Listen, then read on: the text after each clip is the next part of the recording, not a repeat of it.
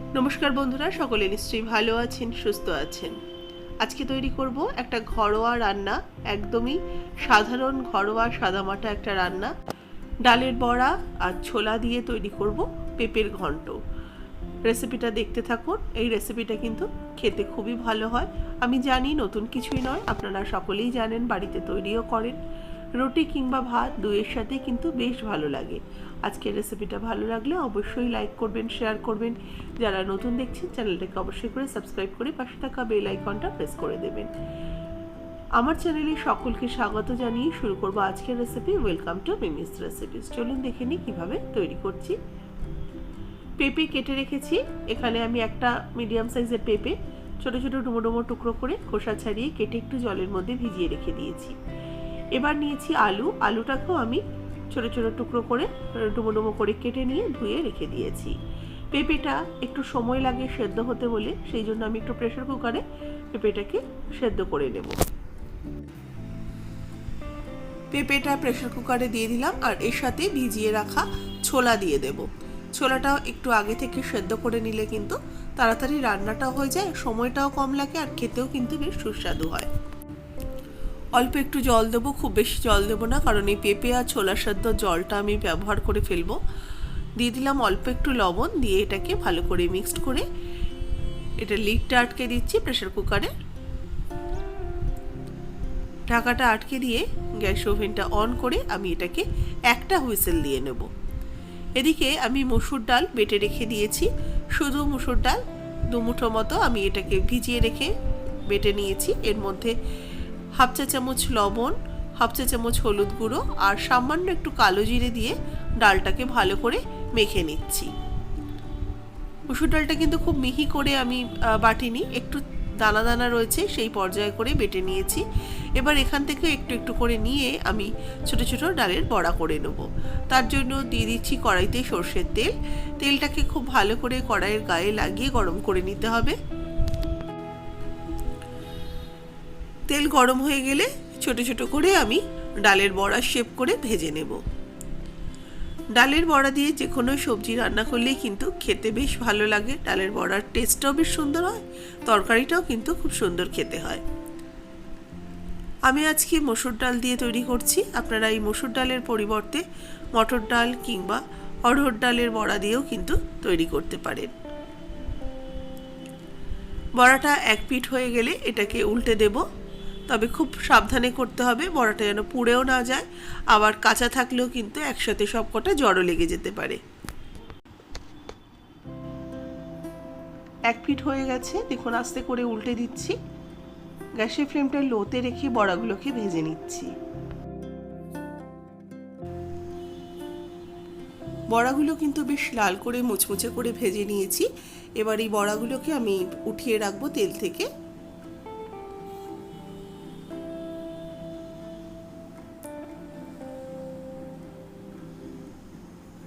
বড়াটাকে তেল থেকে তুলে নিয়েছি।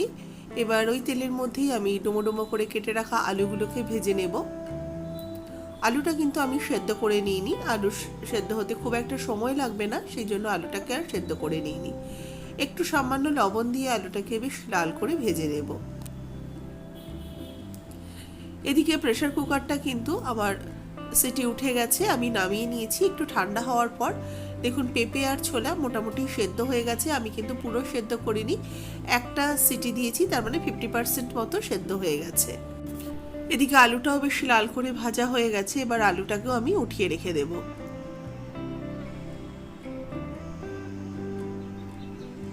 এবার আর একটু আমি তেল দিয়ে দেবো কড়াইতে, আরও 1 চামচের মতো তেল দিয়ে দিলাম।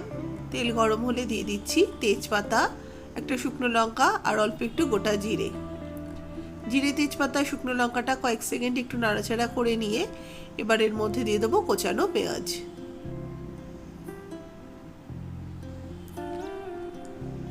পেঁয়াজটাকে হালকা করে একটু ভেজে নেব। আমি আজকে আমিষভাবে করছি, কারণ পেঁয়াজ দিলে আমরা বাঙালিরা কিন্তু এটাকে আমিষ বলেই ধরে নিই, সেই জন্য বলতে গেলে আমিষভাবেই করছি। আপনারা চাইলে কিন্তু নিরামিষ যদি করতে চান পেঁয়াজটাকে বাদ দিতে পারেন। এবার দিয়ে দিচ্ছি একটা টমেটো। টমেটোটাও ছোট ছোট টুকরো করে কেটে নিয়ে পেঁয়াজের সাথে ভালো করে একটুখানি ভেজে নেব টমেটোটা যতক্ষণ না নরম হয়ে আসছে। তার মধ্যে দিয়ে দেবো আদা বাটা, 1 চা চামচ আদা বাটা দিয়ে দিলাম। আদাটা একটুখানি কষিয়ে নেব পেঁয়াজ টমেটোর সাথে। 2-1 মিনিট ভালো করে কষিয়ে নেওয়ার পর দিয়ে দেব হলুদ গুঁড়ো 1/2 চা চামচ, দেব জিরের গুঁড়ো 1/2 চা চামচ, ধনের গুঁড়ো 1/2 চা চামচ আর কাশ্মীরি লঙ্কার গুঁড়ো 1/2 চা চামচ। স্বাদ মতো লবণ অ্যাড করলাম। সামান্য একটু জল দেব, পেঁপে সেদ্ধ করার জলটাই আমি এর মধ্যে দিলাম। দিয়ে ভালো করে মশলাটাকে কিছুক্ষণ কষিয়ে নেব।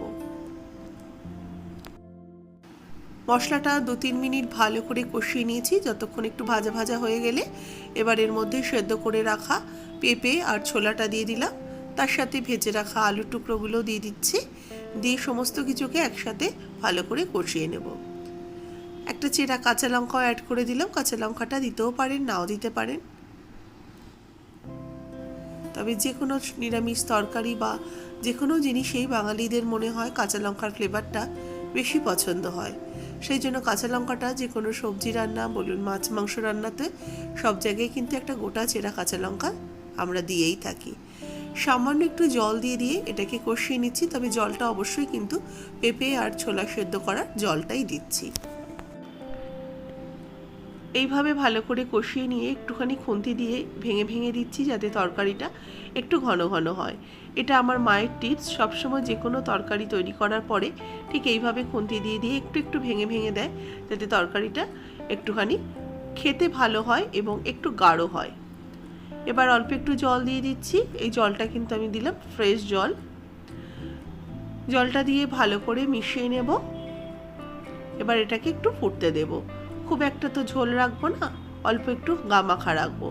1 চা চামচ চিনি অ্যাড করে দিলাম। চিনিটা দিয়েও সবজিটার মধ্যে ভালো করে মিশিয়ে নিয়ে এবার আগে থেকে ভেজে রাখা যে মসুর ডালের বড়াগুলো সেগুলোকে দিয়ে দিচ্ছি। মসুর ডালের বড়াটা দিয়েও এবার ভালো করে সবজির সাথে মিশিয়ে নিচ্ছি। আর ডালের বড়াটা একটু নরম হওয়া পর্যন্ত রান্না করে নেব।